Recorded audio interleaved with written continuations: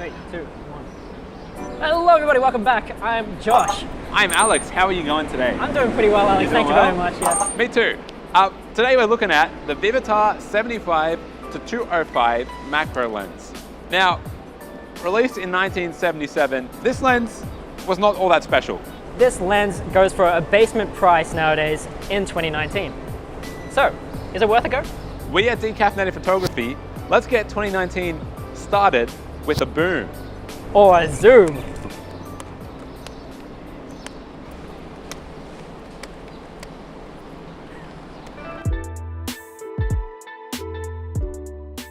Being a massive zoom/macro hybrid, there isn't that much that is flashy about this lens. Most notably, it has a big, chunky focus push/pull system that takes up most of the middle of the lens. Much like most analog lenses though, this one has a clicked aperture ring on the bottom. Underneath the grip are the indications for focusing distances. Apart from that, there's really not much else to focus on. It has a 62mm filter thread and is built like an absolute tank. Like seriously, you could keep this thing under your bed for protection at night. So the first thing you notice about this lens is how heavy it is. It truly is a monster. It weighs a colossal 725 grams, which is really close to a kilo. So it's fair to say this isn't your get up and go, jump out of the house kind of lens. It is your stay at home, wait for the shot, creep photo kind of lens, if you know what I mean. And believe me, if you're taking this hunk of junk everywhere with you, you're gonna wanna get the photo. It's also important to note that there are two versions of this lens. This is the second version, commonly referred to as the One Touch, where there's only one barrel, and the previous version was called the Two Ring version. They are slightly different in a few ways, and the version 2 is a bit more refined. We're actually really glad we ended up with this iteration of a great lens. So what gives this lens, this Vivitar 75-205 lens, a really nice premium nostalgic feel is the bloody build quality of it. It's all metal, it's all tangible. Knock knock. And who's home? I don't know. You can't even tell. It's a bunker. It's made out of bunker material. You can't get this sort of build quality nowadays with lenses, with cheap Canon lenses. It all feels like plastic. Take, for example, the Canon lens that we're going to show you in a little bit, that we're going to compare it to. Completely different build quality, completely different feel when you're doing it. So something that we're sort of basing this whole review of the Vivitar on is the very similar performing lens, 75-200mm Canon lens. f4.5, so not as good as this in terms of f-stop. The Canon feels a bit more plasticky, less premium, you know, but it has a nicer grip, which is quite good. Yeah. Ooh. And this one has a little bit more of a metallic, sort of heavy baton feel. This one's not as easy to do. This one's like long strokes rather than quick. Fiddle the tip, go down. These people are looking at me. I'm fondling this lens. It's kind of awkward. I'm fondling this lens while people are looking at me.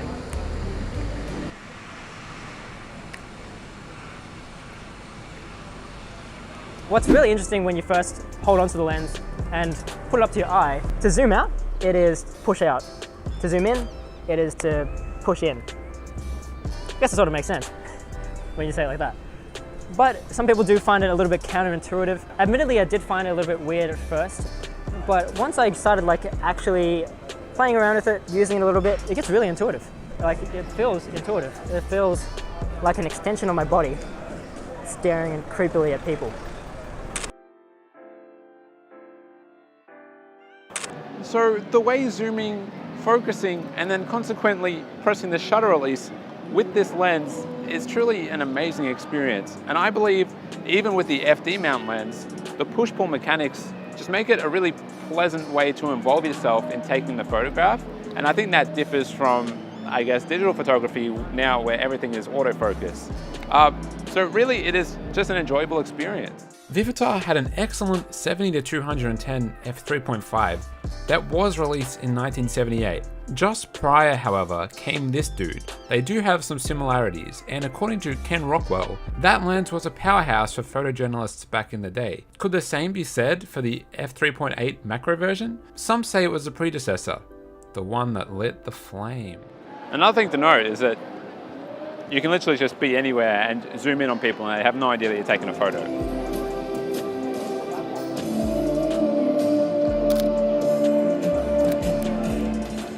See, something special about that is that You think you know how I was taking a photo of, but you don't really know who I was taking a photo of.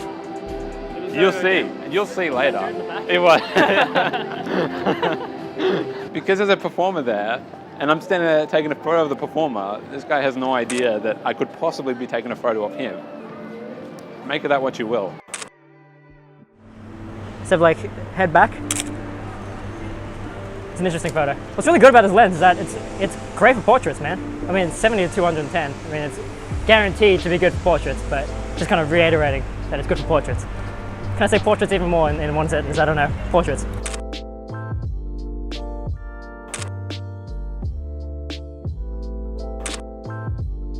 So this bad boy, or bad girl, actually is a macro lens as well.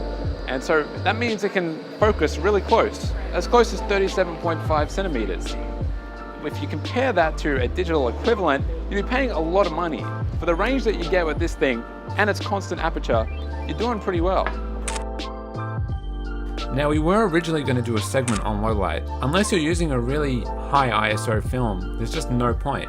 With this lens being at f3.5, we don't really recommend shooting at a shutter speed below 1/250th, handheld at least, or 1/60th on a tripod, because with such a long lens it creates quite a bit of motion blur, and you know, these settings severely limit us, even with an 800 speed film.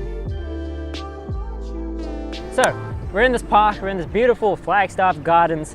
Look at this creamy bokeh on this lens that we're shooting this on. Thank you to Danilo Allen. Check out his YouTube channel, very nice. Thank you for Danilo for letting us use his camera for this one episode of Decaf. And yeah, we're gonna go back to our crappy Fujis in the next episode. Yeah, no, you're gonna take that back. All right, the not so crappy Fujis, because I kind of like Fuji as well. The good Fujis. You have no reputation now. No one respects you. So if you want to take a look at like a real life example of when we actually use it, our last video that we did a couple months ago is the X-Chrome shoot, and for the film shots we used this Vivitar 75-205 lens. So we'll have the video up there if you want to go check it out, and we'll have some images on the screen right now if you want to check that out as well. So all you have to do is just keep looking at this video or click up there. Speaking of bokeh, this Vivitar does have amazing looking creamy bokeh. Actually, it's not amazing, but it is very good for what it is. Very good for portraits. Got a nice bokeh for the portraits. You stick it on 3.5 and you go zoom in and it looks nice. It's a workhorse. It's like when you have this lens, you could do better, you could do worse. Now the sharpness of this Vivitar is not to be questioned. While it can be a little soft, wide open, as is the FD mount lens, once stopped down, both of them are very sharp and snappy. Obviously this softness could be our versions of the lenses, and you know, because they're so old, you don't know what has gone wrong or if there's fungus or there's a few different things that could be wrong with them. Otherwise, they're pretty decent, and just stop it down a few stops. Sharp as Josh's nipple. Yes. Thank you guys for watching. If you liked the video, give us a like, and if you want to subscribe, please subscribe and click that notification bell. Bing, bing. If you have a compatible film camera, then this lens pretty much ticks every box.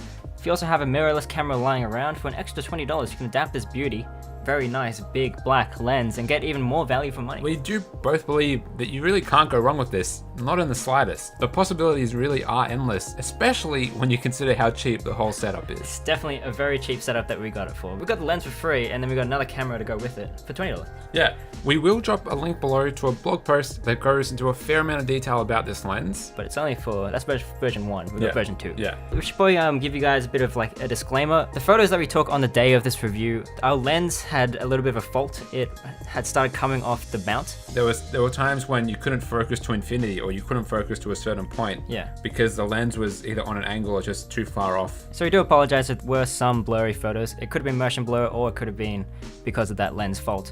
We are putting up a few images right now. That's from another roll, and I hope you can get like enough of an idea of what the photos are like. If you buy a $20 lens from the 80s, you don't know what you're gonna get. So just keep your eyes out. Yeah, I recommend. I do too. To us talking on the grass. Yes. To conclude this video. Yes. Bye-bye. Bye-bye. We're very happy to get back into the swing of things, and we hope you guys are coming along for the ride. And yeah, we're not going to promise anything, but we do hope that you stick around, and thank you for still sticking around. even though we've been gone for the Christmas holidays, but We're back with a vengeance. I think with a slight vengeance. Maybe not just a regular vengeance.